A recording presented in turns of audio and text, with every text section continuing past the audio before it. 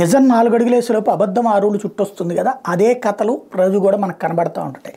తాజాగా జరుగుతున్నటువంటి పరిణామాలు ఏదైతే అయోధ్యలో రామ మందిరానికి సంబంధించినటువంటి ఇష్యూస్ వీటన్నిటి మీదన నెగిటివ్ ప్రచారం ఏం చేస్తున్నారు? మసీదు కూల్చి గుడి కట్టారని. మసీదు కూల్చి గుడి కట్టారా? గుడి కూల్చి మసీదు కట్టారు. ఆ మసీదు ప్రదేశంలో గుడిని అక్కడే ఉందని అప్పటి నుంచి పూజలు జరుగుతూనే ఉన్నాయి. ఇవాళ కాదు, శతాబ్దాల పైన అదే గుడిని ఇప్పుడు పునర్నిర్మించుకున్నారు. కాకపోతే గుడిని కూల్చి మసీదు కట్టినోడు బాబరు. ఆ తర్వాత వివాదాల తర్వాత అందులో గుడిని అనుమతించబడింది బ్రిటిష్ వాళ్ళ టైంలో. అదే పగలకొట్టి ఇప్పుడు గుడి కట్టుకున్నారు. అంటే పోనీ మసీదునే పగలగొట్టి గుడి కట్టారు. అంతకుముందు గుడిని పగలగొట్టి మసీదు కదా. కానీ ఈ విషయాన్ని దాటవేస్తూ ఓవైసీ లాంటి వాళ్ళు మసీదు పగలగొట్టారంటూ మోసం చేస్తూ ఉన్నారు.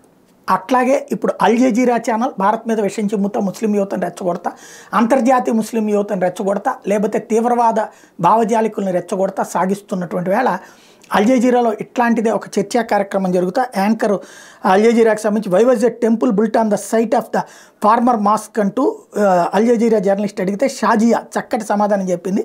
The temple was razed by Mir Baqi, commander in chief of Babur, and a mosque was made. A historical wrong has been corrected, and not just that, this has only come after the orders of a Supreme Court verdict after 500 years. Even Muslim side supported the Supreme Court verdict. ఇది ఓవరాల్గా ఇది న్యాయ పోరాటం చేసి supreme court ఆదేశాల మేరకు వచ్చిందే తప్ప మరేమీ కాదని తేల్చి చెప్పినటువంటి సంఘటన సంచలనం సృష్టిస్తోంది.